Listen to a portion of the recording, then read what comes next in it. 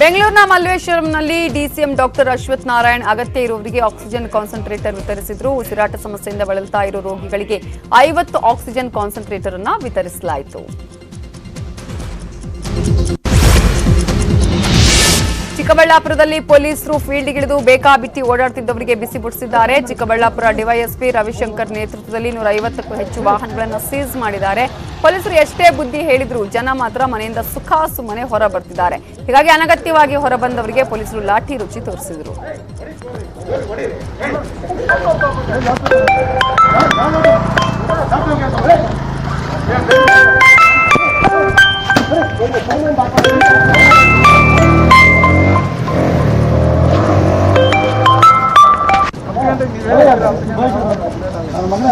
ಮಕ್ಕಳಾಗಿದೆ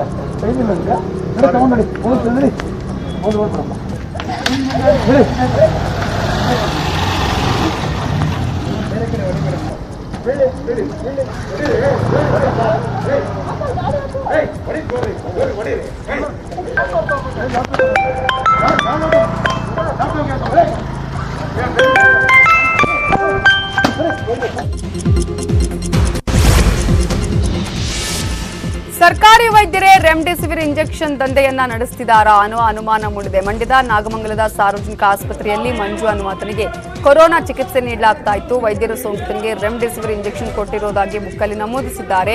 ಆದರೆ ವೈದ್ಯರು ಆತನಿಗೆ ಯಾವುದೇ ಇಂಜೆಕ್ಷನ್ ಕೊಟ್ಟಿಲ್ಲ ಅಂತ ಸೋಂಕಿತನ ಸಂಬಂಧಿಕರು ವೈದ್ಯರ ಜೊತೆ ವಾಗ್ವಾದ ನಡೆಸಿದರು. ಬಳಿಕ ಸ್ಥಳಕ್ಕೆ ಬಂದ ಪೊಲೀಸರು ಸೋಂಕಿತರ ಸಂಬಂಧಿಕರನ್ನ ಸಮಾಧಾನ ಪಡಿಸಿದ್ದಾರೆ. ಪೊಲೀಸರ ಸಮ್ಮುಖದಲ್ಲಿ ಸೋಂಕಿತನಿಗೆ ವೈದ್ಯರು ರೆಮ್ಡೆಸಿವಿರ್ ಇಂಜೆಕ್ಷನ್ ಕೊಟ್ಟಿದ್ದಾರೆ.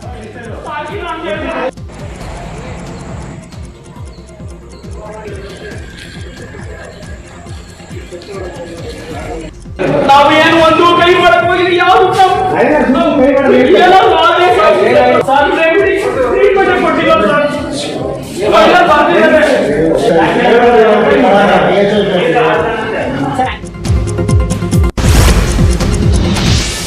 ರಾಷ್ಟ್ರ ರಾಜಧಾನಿ ನವದೆಹಲಿಯಲ್ಲಿ ಕೊರೋನಾ ದಿನೇ ದಿನೇ ಹೆಚ್ಚಾಗ್ತಿರೋದ್ರಿಂದ ಲಾಕ್ಡೌನ್ ವಿಸ್ತರಿಸಲಾಗಿದೆ. ಮೇ 17ರವರೆಗೂ ಲಾಕ್ಡೌನ್ ವಿಸ್ತರಿಸಿ ದೆಹಲಿ ಸಿಎಂ ಅರವಿಂದ್ ಕೇಜ್ರಿವಾಲ್ ಆದೇಶ ಹೊರಡಿಸಿದ್ದಾರೆ.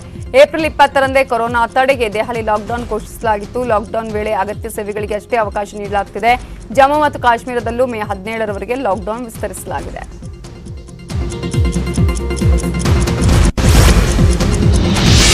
ಬೆಂಗಳೂರು ನಗರ ಹೊರವಲಯದಲ್ಲಿರುವ ಆನೇಕಲ್ನ ಜಿಗಣಿಯ ಕೋವಿಡ್ ಕೇರ್ ಸೆಂಟರ್ಗೆ ಶಿಕ್ಷಣ ಸಚಿವ ಸುರೇಶ್ ಕುಮಾರ್ ಭೇಟಿ ಕೊಟ್ಟು ಪರಿಶೀಲನೆ ನಡೆಸಿದರು. ಬಾಲಕರ ವಸತಿ ನಿಲಯವನ್ನು ಕೋವಿಡ್ ಕೇರ್ ಸೆಂಟರ್ ಆಗಿ ಪರಿವರ್ತನೆ ಮಾಡಲಾಗಿದ್ದು ಸ್ವಯಂ ಸೇವಾ ಸಂಸ್ಥೆಯೊಂದು ಇದರ ನಿರ್ವಹಣೆಯ ಜವಾಬ್ದಾರಿಯನ್ನು ವಹಿಸಿಕೊಂಡಿದೆ. ಸೋಂಕಿತರಿಗೆ ಕೊಡ್ತಿರುವ ಚಿಕಿತ್ಸೆ ಕುರಿತು ಅಧಿಕಾರಿಗಳಿಂದ ಸಚಿವರು ಮಾಹಿತಿ ಪಡೆದರು.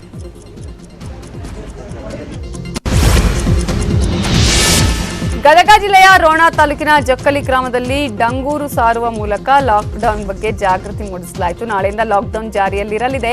ಬೆಳಗ್ಗೆ 6 ಗಂಟೆಯಿಂದ 9 ಗಂಟೆವರೆಗೆ ಮಾತ್ರ ಅಗತ್ಯ ವಸ್ತುಗಳ ಖರೀದಿಗೆ ಅವಕಾಶ ನೀಡಲಾಗಿದೆ. 9 ಗಂಟೆ ನಂತರ ಅಂಗಡಿ ಮುಂಗಟ್ಟುಗಳು ಬಂದ್ ಮಾಡಬೇಕು, ಇಲ್ಲದಿದ್ದರೆ ಪೊಲೀಸ್ ಕೇಸ್ ದಾಖಲಾಗುತ್ತೆ ಅಂತ ಡಂಗೂರ ಸಾರಿ ಗ್ರಾಮಸ್ಥರಲ್ಲಿ ಲಾಕ್ಡೌನ್ನ ಬಗ್ಗೆ ಜಾಗೃತಿಯನ್ನ ಮೂಡಿಸಲಾಗಿದೆ.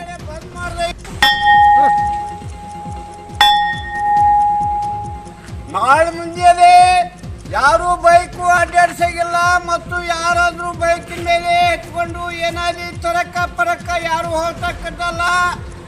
ಅಂಗಡಿಯವರಿಗೆ ಮುಂಜಾನೆ 6 ಗಂಟೆಯಿಂದ ಹಿಡ್ಕೊಂಡು 9ವರೆಗೆ ಬಂದ್ ಮಾಡಬೇಕು. ಒಂದ್ ವೇಳೆ ಬಂದ್ ಮಾಡದೇ ಇದ್ರೆ ನಿಮ್ಮ ಮೇಲೆ ಕ್ರಮ ಮಾಡಿ ಕೇಸ್ ಮಾಡ್ತಾರೆ ನೋಡು. ಹೇಳಿಲ್ಲ ಅಂದಿರಿ ಗರ್ವೊಬ್ರು ಮಾಸ್ಕ್ ಹಾಕೊಂಡು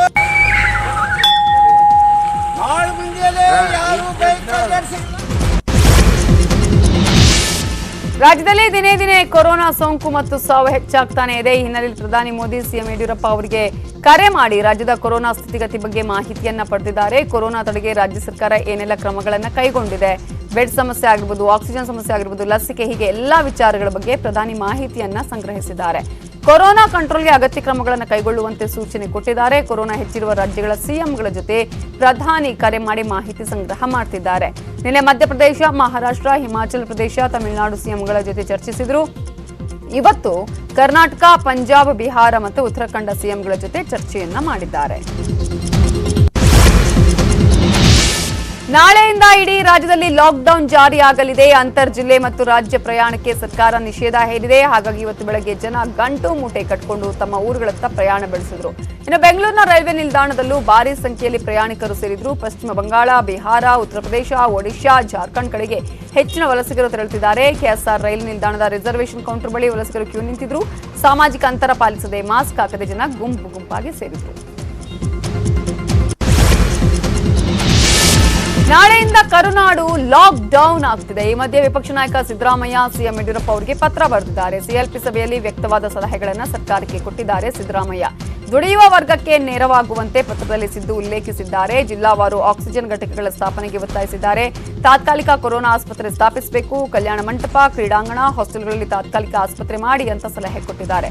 ಪ್ರತಿಯೊಬ್ಬರಿಗೂ ತಿಂಗಳಿಗೆ ತಲಾ 10 ಕೆಜಿ ಅಕ್ಕಿ ನೀಡಬೇಕು, ಬೇಳೆ, ಅಡುಗೆ ಎಣ್ಣೆ ಮುಂತಾದ ದಿನಸಿ ಪದಾರ್ಥಗಳ ಕಿಟ್ಗಳನ್ನು ಸರ್ಕಾರ ಕೊಡಬೇಕು ಅಂತ ಒತ್ತಾಯಿಸಿದ್ದಾರೆ. ಪ್ರತಿ ಬಿಪಿಎಲ್ ಕುಟುಂಬಕ್ಕೆ, ರೈತರಿಗೆ, ಕುಶಲಕರ್ಮಿ ಸಮುದಾಯಗಳಿಗೆ, ಕಾರ್ಮಿಕರಿಗೆ 10,000 ಸಹಾಯಧನವನ್ನ ಕೊಡಬೇಕು ಅಂತಾನು ಒತ್ತಾಯ ಮಾಡಿದ್ದಾರೆ. ವಿಜಯಪುರ ಜಿಲ್ಲೆಯಲ್ಲೊಂದು ಅಮಾನವೀಯ ಘಟನೆ ನಡೆದಿದೆ. ಕೋವಿಡ್ನಿಂದ ಮೃತಪಟ್ಟ ವ್ಯಕ್ತಿಯ ಮೃತದೇಹ ಕೊಡೋದಕ್ಕೆ ಆಸ್ಪತ್ರೆ ಸಿಬ್ಬಂದಿ 11 ಲಕ್ಷ ಬಿಲ್ ಕಟ್ಟುವಂತೆ ಡಿಮ್ಯಾಂಡ್ ಮಾಡಿದ್ದಾರೆ. ಈಗಾಗಲೇ 9 ಲಕ್ಷ ಬಿಲ್ ಕಟ್ಟಿರೋ ಸೋಂಕಿತನ ಕುಟುಂಬಸ್ಥರು ಬಾಕಿ ಬಿಲ್ ಕಟ್ಟಲು ಪರದಾಡ್ತಿದ್ದಾರೆ.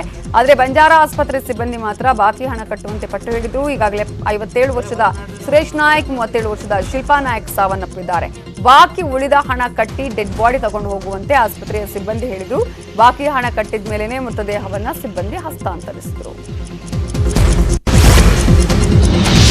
ಮೈಸೂರು ಜಿಲ್ಲಾಧಿಕಾರಿ ರೋಹಿಣಿ ಸಿಂಧೂರಿ ಕೊರೋನಾ ಸಂಕಷ್ಟದಲ್ಲೂ ತಮ್ಮ ನಿವಾಸದಲ್ಲಿ ಜಿಮ್, ಸ್ವಿಮ್ಮಿಂಗ್ ಪೂಲ್ ನಿರ್ಮಿಸುತ್ತಿರುವ ಆರೋಪ ಕೇಳಿ ಬಂದಿದೆ. ಸುಮಾರು 50 ಲಕ್ಷ ವೆಚ್ಚದಲ್ಲಿ ಜಿಲ್ಲಾಧಿಕಾರಿಗಳು ಜಿಮ್, ಸ್ವಿಮ್ಮಿಂಗ್ ನಿರ್ಮಾಣ ಮಾಡ್ತಿರೋದು ಎಷ್ಟರ ಮಟ್ಟಿಗೆ ಸರಿ ಅಂತ ಸಾರ್ವಜನಿಕರು ಆಕ್ರೋಶವನ್ನ ವ್ಯಕ್ತಪಡಿಸುತ್ತಿದ್ದಾರೆ. ಜನ ಕೊರೋನಾಗ ಸಂಕಷ್ಟಕ್ಕೆ ಸಿಲುಕಿದ್ದಾರೆ, ಜನ ಸಾಯ್ತಾ ಇದ್ದಾರೆ. ಇಂತಹ ವೇಳೆ ಜಿಲ್ಲಾಧಿಕಾರಿಗಳಿಗೆ ಈ ಮೋಜು ಮಸ್ತಿ ಬೇಕಾ? ಈ ವಿಚಾರವಾಗಿ ಜಿಲ್ಲಾಧಿಕಾರಿ ಸಮರ್ಪಕ ಉತ್ತರ ಕೊಡಬೇಕು, ಇಲ್ಲಾಂದ್ರೆ ಕಾನೂನು ಹೋರಾಟ ಮಾಡೋದಾಗಿ ಮೈಸೂರು ಮಾಜಿ ಪಾಲಿಕೆ ಸದಸ್ಯ ಕೆವಿ ಮಲ್ಲೇಶ್ ಕಿಡಿಕಾರಿದ್ದಾರೆ.